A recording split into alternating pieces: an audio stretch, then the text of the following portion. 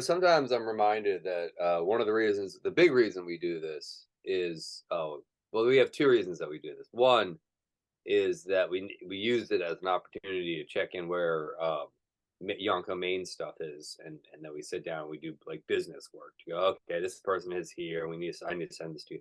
The second Mhm. reason is uh, we're just two people who just like each other, and because we didn't record, but we did like a whole little segment Yeah. on what we could have just recorded on what it's like to grow old and to watch how like your music that you grew up with, that you drove around in your car with, is suddenly becomes someone else's music that is like a relic, or like relic is probably too strong a word, but like an item that they hold on to and go, look at this thing I found, and you go, yeah, yeah, it is. That's Blink 182. We thought it was okay. Yeah. Like, yeah, oh, is this cool thing? Look at this cool thing I found. Oh Mhm. yeah, that's Blue Dabba Diva Da. We thought it was okay. Like I feel like, nah, it was really cool and great. And you're like, no, yeah, yeah, no, it was cool and great and mostly okay. Yeah. Uh, but Well, that yeah. being said, hi Andrew, Hello, Brandon. start that timer. Let's do it. Booyah. All right. It's I not. didn't set That's it not. up. We'll have to keep That's an eye that's, on it. that's okay. Yeah, I trust you. I All have right. a complete. I have complete trust in you. Yeah. Well, it is interesting, like a couple things you said though, because I mean, we've commented before. It's weird, like that some people seem to actually watch it, and and how much they actually watch it, is a question, So, Yeah. No, it's all. but Yeah, it's always who gets what out of this. yeah, exactly. Because I think we went through a couple phases where we were kind of talking, okay, should we, try and publicize this more? Should we try and like we were even talking to one of our friends who does the podcast production, like, you know, should this become more of an official thing? And I think and what it seems like it is right now is that it's really just a time for us to basically talk to each other because we're friends. Yeah. No, it really is. It's what a podcast in some ways it should be, Mhm. and that's a lie to people say to themselves when they make just hanging around and shooting the shit Yeah. and pretend like it's something they have to do. Oh shoot, I have to do this. Uh, but no, I mean the thing about it is, and we shouldn't self-exam too much in Yeah. it because that's terrible. No one wants that. No one wants that. No, no Is one wants that. we know what this podcast is. And this podcast is director's commentary for an experimental visual and musical piece that very few people know about.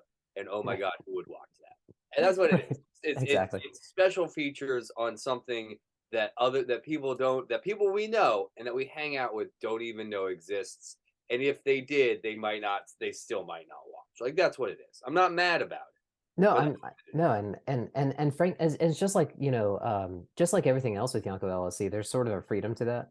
yeah, oh yeah. Because like just knowing the fact that no one's gonna watch, or knowing the fact that no one really cares is kind of freeing, to be honest. So Yeah, no, I am cringe, but I am free.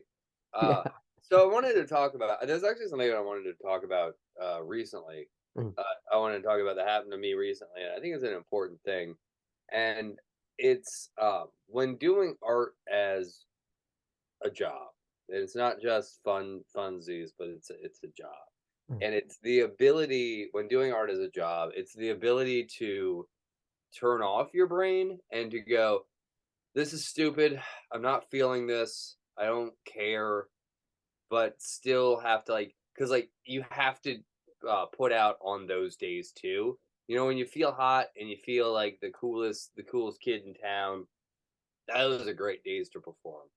They really are, and they and there's a lot of and maybe there's a level where people get where they uh never have to deal with like, man, this one's just a paycheck for me. I'm gonna try real hard to find this as inspiring, but you know what? Today I'm tired and I'm hurt Mhm. and I'm a little sick, and it's still having to put out a product that when you're done, it's not.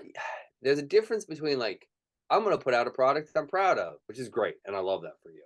or I'm going to put out a piece of art I'm proud of. I know product is very capitalist thinking, but there's a difference between that and I need to put out a product that when I'm done, I'm not actively ashamed of. And how do you do that, Andrew? How do you get through those days, especially because we both work in recording and making things permanent, but we also both are performers. How do you do those performances? Because I recently had to do a run where like I was like, I'm hot, I'm tired, I have my allergies are really bad, excuse me, but I still have to keep going. And that's really, really hard. And but you have to sort of show up to the gym on the bad days, which we talk about. But I think, and I know we've covered this before, but I'm really interested to hear how you show up to the gym when you really don't want to, Hmm. or when it's not even the gym, but you have to show up to like you agree, you said you're going to do it. Word is bond. So how do you get through the tough ones, Andrew? Um, I think I think a lot of it because uh I think a lot of it is kind of relying on the work that you've done. Well, for me, a lot of it's working, relying on the work that I've done leading up to that. It's um, so almost sort of like because you're right. I mean, like no one can be 100% all the time, right? There's going to be off days. Yeah. And with a lot of a lot of the times, like when I was going through my education, I think that what my teachers would say to me would be, to try to, you want to get to a point where you can still uh, rely on your skill level, Hmm. and the work that you put in, So, I mean, because part of it is the motivation, but part of it is, doing your job, and kind of showing up for the job. Hmm. Um, and we kind of, um, I think a lot of times as artists, I think we put a pressure on ourselves to think that we have to be inspired and enthusiastic 100% of the time. Yeah. But that doesn't necessarily have to be the case because even when we're at that 100% level, uh, it's not really the inspiration that is sustaining us, if that makes Mhm. sense. Like, Explain that more, please. yeah, so it's really more of the like the inspiration is kind of what makes us want to do something, but it's all the hours of practice and the um honing our skill that helps us sustain what we're doing, whether we're feeling 100% inspiration or 1% inspiration. It's like um it's that technical or the skill level or the whatever that's kind of sustaining it. So is that kind of making any sense? Yeah, I think so. You know, Yeah. it's also it is one of those things. It is humbling to think how much the Rolling Stones hate playing Satisfaction. Like I wonder what goes through Mick Jagger when he's doing the Mick Jagger moves. Like he can't be on like in his own Yeah. head. He must like and there's something that is he must be in front of, thousands of people doing Satisfaction for the thousandth time. And I wonder if he's like, God, I gotta pick up milk. Like, you know what I mean? Like, like Yeah. that the one of the things working in mascot work I talk about and I think about a lot in performance, which is sort of the most pure performance I do, which is wild. But like you're never not performing when you're in the suit, Mhm. is you have the ability to turn on like a switch and you're on and you're out there and you're boom and you're doing the thing and you're doing your little dance and you're working. But there's also this important thing because you're going for long periods of time and you're never off because you're always the character where you kind of have to turn off and you Mhm. just like and you're just like I know what the signature looks like. I'm going to do this for the next 15 minutes. This is going to be this movement over and Mhm. over and over again. And like and like and I know this is a weird statement as a performer at our level, at both of our level, it is rare that we sign things, right? Mhm. But learning how to do a signature and how to turn off your brain is such a strange feeling that you never expect to have. It's such Mhm. a like, I'm not even here anymore. There's stories that like when Stephen King signed did his book signings, someone's job is just hold a pack of ice to his shoulder. You know what I mean? Mhm. It just has the same motion over and over. And like part of performing, as hard as you try and as much as you like wanna pretend like it's not, but part of performing is doing the same motion over and over again and Mhm. not having people notice when they look at that same motion that you just don't care. Like, and that's a hard it's a hard fact because you like I wish that wasn't true. I wish I could tell you that like, no, and every time I'm passionate about it. But part of like fundamentally at any level of paid performance, not just doing it for joy, but or maybe even doing it for joy, who knows, but for doing it is just the ability to make the same movement over and over again while your head is somewhere else so you don't go insane. Mhm. And like, you don't want to admit that oh no, you don't want to admit that part of performing is looking at the clock and doing it for that 15 minutes that you promised and then getting out of there. But like that's what life is as a performer in a capitalist society. It might be different if in a different type of society, but this is where we live and this is how we live. So you just have to learn like there are days when you care and there are days when like you can do shows, and I fundamentally believe this.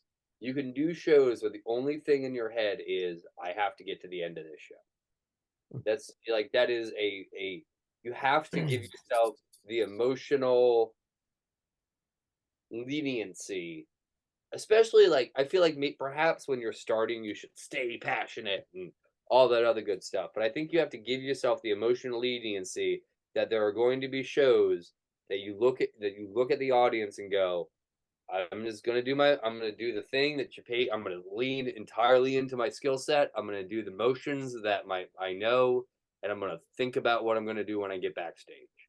Um, I think like Yeah. it's hard, and like I feel like this is such a negative take, Mhm. but like I think that sometimes that's what you have to do. What do you think, Andrew? Is just Yeah. Well, is and I think it's interesting because I think that there's so many factors that come into play with with feeling that way. Mhm. Because I mean, we've talked in other contexts, how it's we have chosen this life, because we love it and because we're inspired to do it. Um, Absolutely. but um, but it is also, a job that, you have to get up for, and that kind of thing. And I think so many different factors kind of come into play with that, because since we're talking about performance specifically, I think in the past we were more talking about like um getting the work done, which I think in some way, well, I don't know which one is really hard, but well, it doesn't really matter. But I think with performance specifically, I think that so many factors come into play with that, because performing is inherently kind of a rush, Mhm. when there. And so I think that what makes performance um enjoyable, and in some ways I would say for me, kind of addictive, I think, is that rush, and when you're making a connection with the audience, I, Mhm. I think is what it is. Because and so I think for me specifically, like in this context, I think like if I'm losing the like inspiration part of it, I think it's because I'm not necessarily like making that connection with the audience. It might be my fault, it might be their fault, it might be no one's fault. It might just be Might be your fault, yeah, you might just be sick and tired, and you have to get this date knocked out, right, like exactly. yeah, And so I think with performance, because the thing is, like with performance, like even if I go into it tired, like um like maybe maybe it's one of those things where it's like, okay, I'm so tired, like I really wish I just had the night off, you know. Yeah. But I'm going through the motions of like setting up and everything like that. And then, you know, Once boom, huh? once the lights hit, you're on. Yeah, once the lights hit, it's like boom, it's like bam, you know, and like the connections are being made, people are enjoying it, you know, and it's like, okay, I'm awake now, you know, and you know, this is fun. Mm, And then there's the opposite. Like sometimes I'm like, okay, yeah, I can't wait to go to this gig. And then yeah, all of a sudden the lights come on and it's like crickets, you know, or whatever. It's like absolutely. Those are always hard when you're like, dude, this is a good crowd. We had fun last time. I mhm, know people are coming, and you go out and you're just like, is it me? Is it you? right, Like, exactly. Yeah. I'm gonna get my paycheck at the end of this, but like, oops, I don't know. Like, Yeah. why are we not connecting here tonight? Yeah. Exactly. And so I think with performance specifically, I think that's a lot of it is that connection, you know, because part of it, you know, the adrenaline, the rush of being on stage and like, you know, that's all there. But then like when you've got that connection, like if you feel people are into it, you know, getting excited and everything like that, or the opposite if they're not, you know, that really I think affects the mentality. And I think when it's at that point where it's for whatever reason the connection isn't being made, you know, then it's almost like going into okay, that's the rote mode, you know. Okay, we've got to get through this, you know. Let's just you know do what we can with it and enjoy it. Yeah, Fall back on your skills. Know the motions that you already have and do the motions that you already have. Yeah, exactly. I think it's interesting. I think fall back on the skills and just do the motions you already know how to do. Hmm. It's the same statement. It's just slightly different. It's just like, oh yeah, just fall back and like learn and like work on your skills in that set. Or the same version is like you've done this, you do it a million times so you can do it a million and one time. Hmm. And like sometimes you just have to step onto that back foot and just go like, okay, you know how to do this. Part of the brain is that knows how to do skill. I am trusting you completely. I need to be a little bit away right now because if I'm fully connected, I'm gonna freak out on the drive home. Like, and also I think I think you can take. I think it's good to take good gigs on the drive. I Hmm. think it's also important to let good gigs, let bad gigs go on the drive home. Hmm. And it's a lot harder than you think it's going to be, Yeah, is to let go of those ones that are like, and like sometimes it's because they're funny. Like honestly, sometimes gigs go so bad because they're fun. yeah, You're like, that was amazing. right. I didn't know things could get that screwed up. And then Exactly. other times it's like nothing is harder in a weird way than a gig that is just sort of there. You just like I showed up, I did it, I did the job, and then everyone was there too, and then I went home. And then you're Yeah, like, well, why did you drive out an hour and a half and set all this stuff up just to do something that you don't care about? Like, and it's not that you don't care, like you can try, and like that's a thing I feel like we're not allowed to say is like you can try really hard mhm, and then still you're just like I don't know, I didn't care, I don't know, but maybe it yeah, was me, maybe it was them, but I just didn't care. right. And like it's a hard place to do, but like it sucks. It's whenever you ask people who've done something for a while in the arts for advice, and they just go, just keep going, man, just keep going. I always hate that piece of advice. I think that's a rough piece of Mhm, advice, but I also find myself thinking about that piece of advice all the time. mhm, Does that make sense? Like just keep showing up is such a mediocre piece of advice, but it's also like the one that will keep you going the most. mhm. It's like it's it's a terrible piece of advice, except for the fact that it's absolutely true and completely useful. Exactly. How are we doing time wise, Andrew? It just went off. Yeah. Hey, good seeing you, Andrew. Peace. Peace. I remembered one last thing I wanted to say. We were tying up, and I wanted to say one more thing. Is sometimes you have to remember with bad shows is that you're with a crew. You're with people that that you have, and when you're with a crew, they're having a bad show too. If they're having a bad show, or if they're having a good show, which is sometimes funny, is like that's bonding with them. You're bonding with other people, and that's your that's your little crew. And that having a bad show is okay sometimes because you get to go, and then that happened, or man, that That's was true. another one of those. and they love that stuff. And Yeah. part of what you're trying to do is make a connection with the audience. That's absolutely true. But also what you're trying to do is make a connection with other creative people. And bad Yeah. shows will tie it together with other creative people. Okay. Absolutely. Sorry. Thank you, Andrew. Bad. Okay. Bye. Bye. Peace.